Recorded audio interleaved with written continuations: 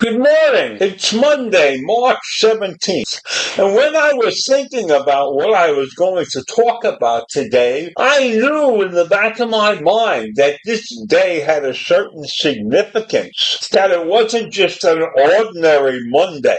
And then when I opened up my computer to start searching for something to speak about it, there it was, staring me in the face.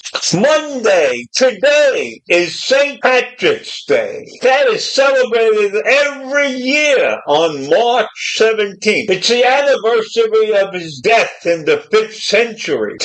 And St. Patrick's Day 2025 is today. And the Irish have observed this day as a religious holiday for over 1,000 years. Major consumption of corned beef and cabbage today, along with a little Guinness. And let's not forget the green apparel. People will wear green today. And then there will be the parade, of course. But even though we have celebrations like the parade and the bar crawl, so to speak, it's easy to forget why St. Patrick's Day is even observed at all. And here's what you have to know, who is believed to have died on March 17th around 460 AD. That's according to the History Channel. It's also a day for Americans with Irish ancestry to celebrate their heritage.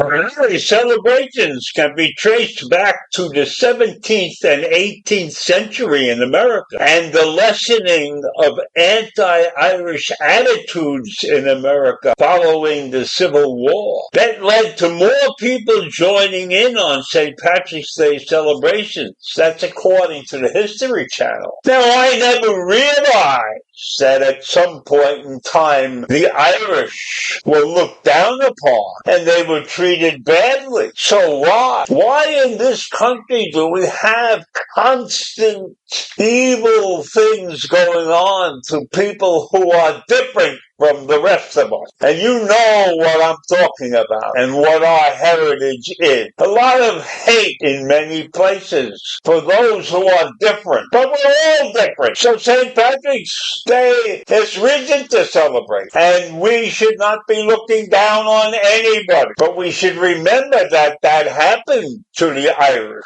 So who was St. Patrick? He was born in Great Britain. But at the age of 16, he was kidnapped and became a slave in Ireland. That's according to the National Geographic and the Britannica Encyclopedia. He worked as a shepherd, and he became religious during that time. And eventually, he returned to England and then to Ireland. It is surprising that given his influence and popularity, many people do not know the real St. Patrick. They do not know the man who they revere. They might be surprised to learn that he never drank green beer, and he never ate corned beef, and he never ate cabbage, and he never drove the snakes out of Ireland, and he had no leprechaun friends. The majority of the St. Patrick Day customs, myths, and tables have been perpetrated and instituted over a period of 16th century, but they don't belong to him personally. And if you strip away the widespread secular activity. We discover a holy person, a saint, who spent more than 30 years successfully proclaiming the gospel message, the gift of a faith to the people of Ireland. He was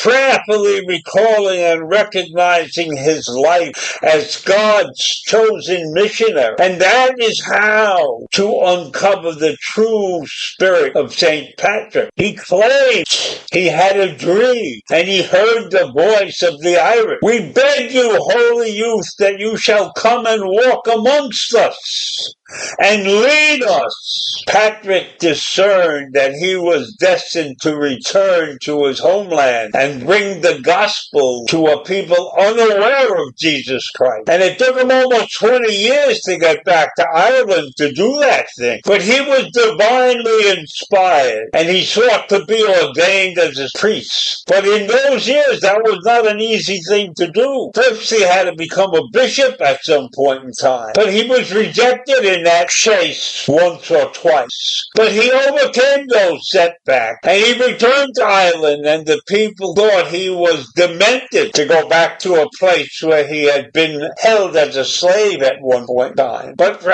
Patrick wanted no favors and no shortcuts in his rise to an escapade, whatever that means. So Patrick knew the language, and he knew the culture, because he had been a slave there for years. So walking into a tribe and seeking an audience with the king was not without peril, but Patrick and his group were able to exercise their mission, and they were captured more than once. But thanks to the Holy Spirit, they were never harmed. And while Patrick did not attack the culture of the people that he was trying to change, he recognized that they had mystical beliefs, and he and his tribe of priests were capable of influence above and beyond what anybody expected of them. And historians estimate that during Patrick's mission, thousands of people were baptized, and some 300 bishops were ordained, and hundreds of churches erected throughout Ireland. And because of his zeal, his passion for Christ, and commitment to his missionary calling, an entire nation became Christian. And that is what we have to remember. He worked hard, and he started out as a slave, but St. Patrick rose to the height of a saint, and for that he is remembered, even though he doesn't have a national holiday here. So that's a brief history of St. Patrick's Day, and I want you to have a great one. And you can eat corned beef and cabbage if you desire, and maybe even have a Guinness or something. Have a great day. Bye.